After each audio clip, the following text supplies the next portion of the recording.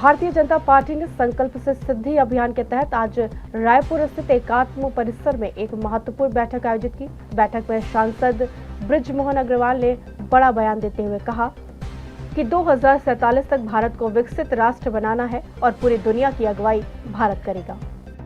उन्होंने कहा कि केंद्र की मोदी सरकार की 11 वर्षों की उपलब्धियों को जनता तक पहुंचाने के लिए प्रदेश भर में बीजेपी कार्यकर्ता घर घर अभियान चलाएंगे। साथ ही कांग्रेस शासन की विफलताओं को भी उजागर किया जाएगा। इसके साथ 21 जून को अंतर्राष्ट्रीय योग दिवस पूरे छत्तीसगढ़ में भव्य रूप से मनाया जाएगा और 23 जून को डॉक्टर श्यामा प्रसाद मुखर्जी के बलिदान दिवस पर मंडल स्तर तक कार्यक्रम आयोजित किए जाएंगे। बृजमोहन अग्रवाल ने कहा कि 11 साल पहले भारत की अर्थव्यवस्था 11वें स्थान पर थी और आज यह 4थे नंबर पर आ गई थी। जल्द ही भारत विश्व की तीसरी सबसे बड़ी अर्थव्यवस्था बनेगा। उन्होंने ये भी स्पष्ट किया कि प्रदेश में अवैध धर्मांतरण पर सख्त कानून बनाए जाएंगे। अगर कोई अवैधानिक तरीके से धर्मांतरण करता है या करवाता है तो उसके खिलाफ कानूनी कार्रवाई भी की जाएगी। 9 जून से लेकर और 25 जून तक संकल्प से सिद्धि और विकसित भारत की परिकल्पना ये अभियान चल रहा है। इस अभियान में 5 जून से लेकर 15 अगस्त तक पर्यावरण के संरक्षण के लिए वृक्षारोपण करना है। कल 21 जून को पूरे देश के, पूरे विश्व के साथ साथ छत्तीसगढ़ में भी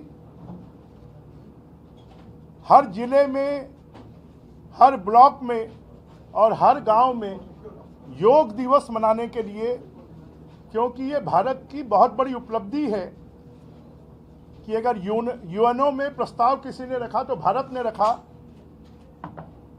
पूरे विश्व ने इसको स्वीकार किया। योग हमारे वेद, पुराण, ऋषि, मुनि, महात्मा और हम ये कहेंगे तो भगवान के द्वारा अपनाया गया योग है, जो लोगों के जीवन में सुख, समृद्धि, शांति और स्वास्थ्य को देता है और इसके माध्यम से बड़ी सिद्धि प्राप्त की जा सकती है। और इसलिए पूरे छत्तीसगढ़ में व्यापक पैमाने पर योग दिवस मनाया जाएगा। 23 जून को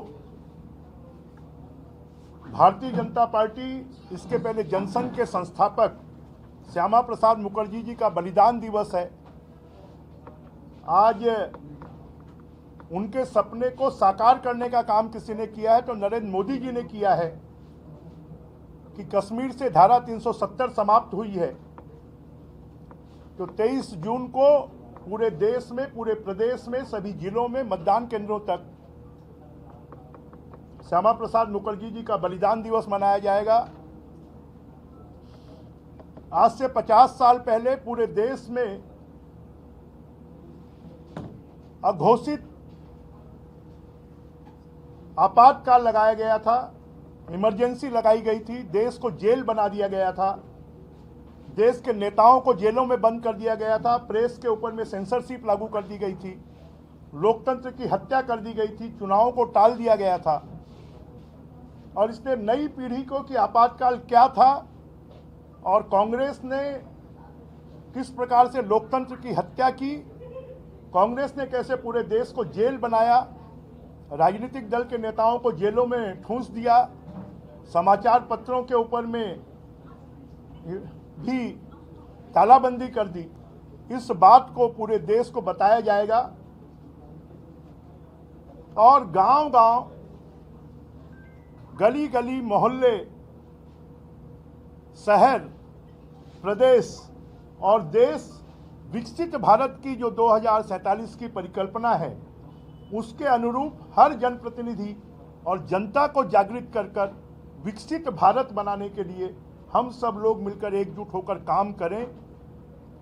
जो मोदी जी ने कि 2047 में विकसित भारत होगा, पूरे विश्व की अगुवाई भारत करेगा, पूरे विश्व का सबसे विकसित देश कोई होगा तो भारत होगा।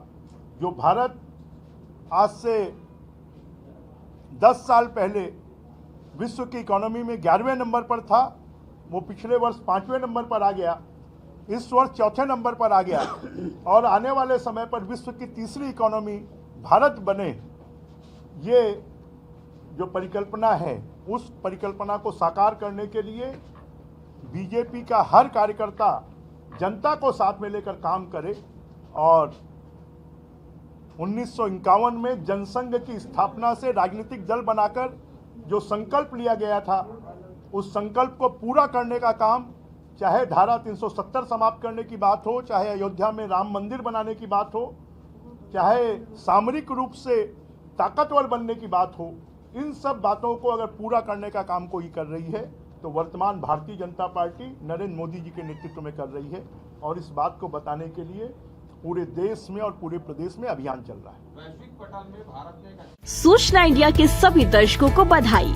अब आप सूचना इंडिया देख सकते हैं जियो टीवी चैनल नंबर 4053 पर भी। साथ ही सूचना इंडिया के सभी सोशल प्लेटफॉर्म इंस्टाग्राम, फेसबुक और ट्विटर से जुड़े और पाएं आपके क्षेत्र से जुड़ी हर एक खबर।